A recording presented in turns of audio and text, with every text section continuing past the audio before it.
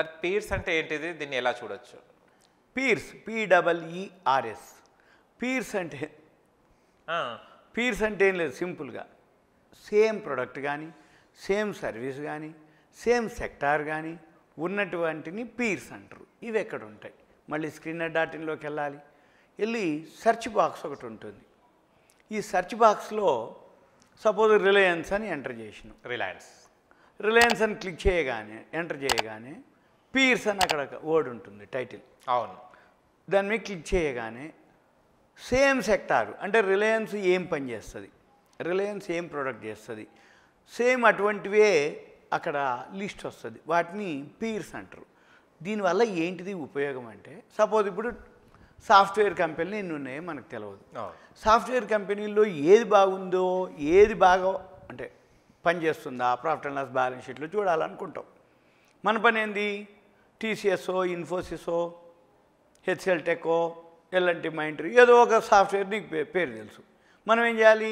TCS ఒక enter చేయాలి word సెర్చ్లోకి వెళ్ళి. ఏమంటే మనం పీర్స్ కనుక క్లిక్ చేస్తే లిస్ట్ వచ్చేస్తుంది.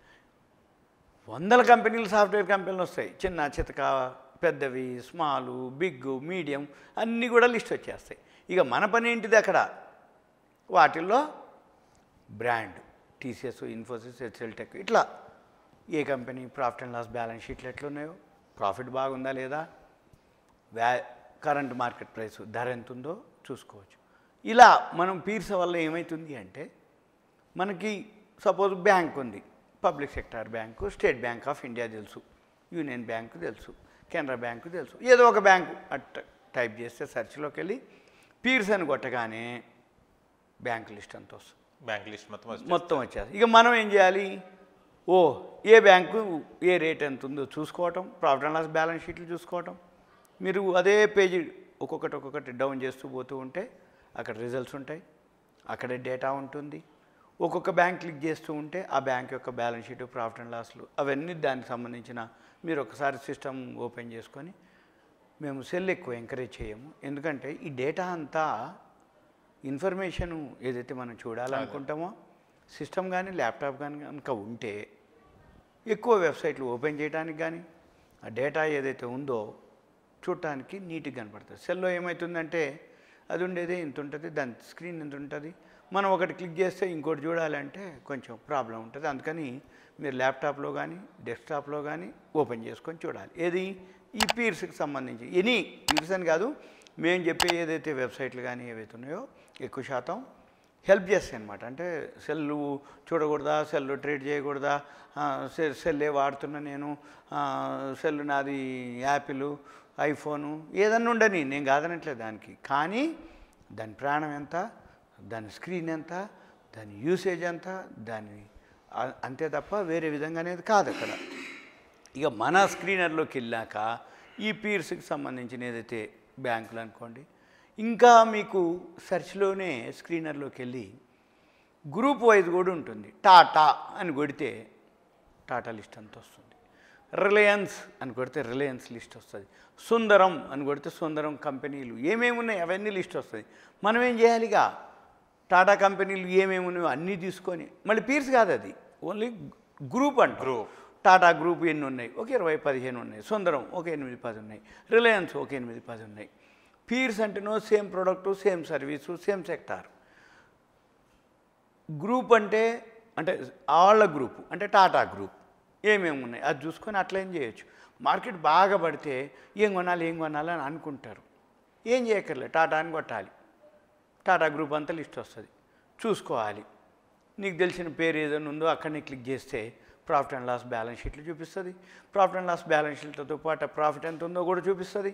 మన పని ఏంటిది? 1-2 సార్లు మీరు కనుక సెర్చ్ చేసి అబ్జర్వ్ చేస్తే మీకు ఒక ఐడియా వచ్చేస్తుంది. దాన్ని బట్టి మనము గ్రూప్ నుంచి అయినా చెక్ చేసుకొని సెలెక్ట్ చేసుకొని తీసుకోవచ్చు స్క్రిప్ట్ని. లేదు అనుకుంటే పీర్స్కి వెళ్ళిపోయి సెక్టార్ నుంచి అయినా, ప్రోడక్ట్ నుంచి అయినా, సర్వీస్ నుంచి అయినా తీసుకోవచ్చు. మీరు ఎఫ్ఎంసీజీ కావాలి, ఐటీసీనో హిందుస్థాన్ లీవర్ కొట్టేస్తే పీర్స్ అని కొడితే FMCG fast moving consumer goods వస్తాయి. సపోజ్ రియల్ ఎస్టేట్ ఉంది, డిఎల్ఎఫ్ అనో ఏదన్నా గోడ్రేజ్ అనో అట్లా కొట్టగానే అక్కడ చూపిస్తుంది రియల్ ఎస్టేట్ అని. దాన్ని మీరు క్లిక్ చేసి పీర్స్ అని కొడితే రియల్ ఎస్టేట్ కంపెనీలు అన్నీ ఏమేమి ఉన్నాయి ఫార్మాలు ఏమున్నాయి, ఎడ్యుకేషన్ ఏమున్నాయి, రియల్ ఎస్టేట్ ఏమున్నాయి, ఎంటర్టైన్మెంట్ ఏముంది, ఇట్లా పీర్స్ వస్తూ ఉంటాయి అన్నమాట. ఇక మన పని ఏంది, కొంతమంది ఏమనుకుంటారు సీజన్ వైజు. ఇప్పుడు లిక్కర్ కంపెనీ ఉంది, ఎండాకాలం వస్తుంది, విపరీతంగా సేల్స్ ఉంటుంది. మామూలు అప్పుడు కూడా ఉంటుంది. ఇప్పుడు ఈ మధ్యకాలంలో ఎండాకాలం, ఆలాకాలం, చలికాలం లేదు లిక్కర్ కంపెనీలకి. కాకపోతే సమ్మర్లో ఏమవుతుంది, బీర్స్ బాగా సేల్స్ ఎక్కువైతాయి. అంటే ఏంది, అవి ఏమున్నాయో ఒక్కసారి లిక్కర్ అని కొట్టో, బేవరేజెస్ అని కొట్టో ఒకటి క్లిక్ చేస్తే పీర్స్ అని కొడితే లిస్ట్ వస్తుంది. అంటే ఏ సీజన్లో ఏమేమి మూవ్ అవుతున్నాయో అవి మనం చెక్ చేసుకోవడానికి ఇది చాలా చాలా హెల్ప్ అవుతుంది. ఇదంతా కూడా మీకు ఒక awareness, education purpose, knowledge purpose. మీరు స్క్రీనర్లోకి వెళ్ళి డైరెక్ట్గా ఓపెన్ కావు, మీరు లాగిన్ అవ్వాలి. గూగుల్ నుంచో ఫేస్బుక్ నుంచో లాగిన్ అవ్వచ్చు. లాగిన్ అయిపోతే మీరు చేసుకోవచ్చు.